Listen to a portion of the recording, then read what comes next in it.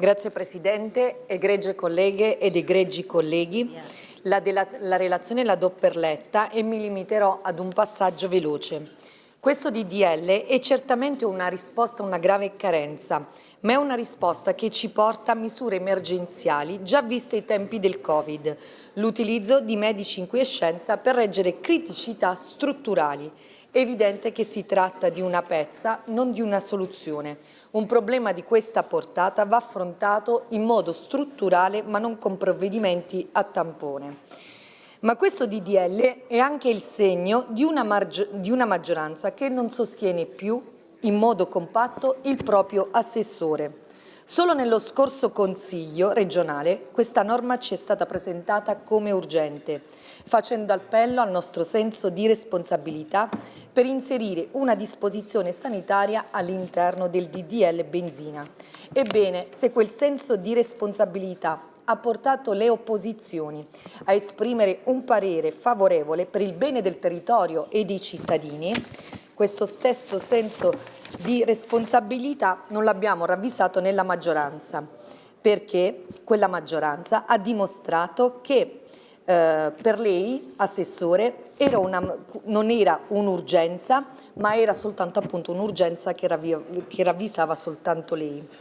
Un mese in più evidentemente non costituiva un problema per chi governa, anche se i territori e i cittadini lo avrebbero apprezzato.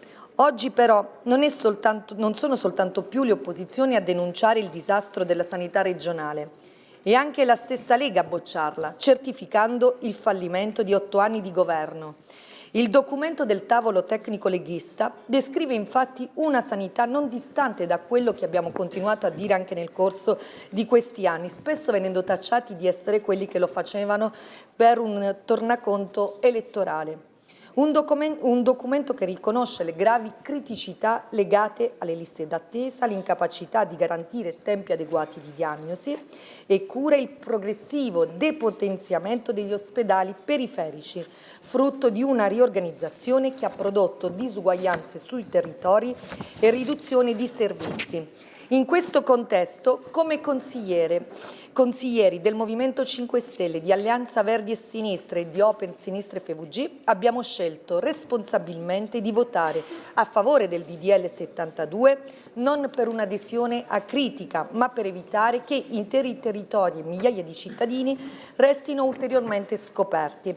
Resta però fermo il nostro giudizio politico di fronte a questo quadro che non si può parlare infatti di errori marginali o di semplici correzioni tecniche.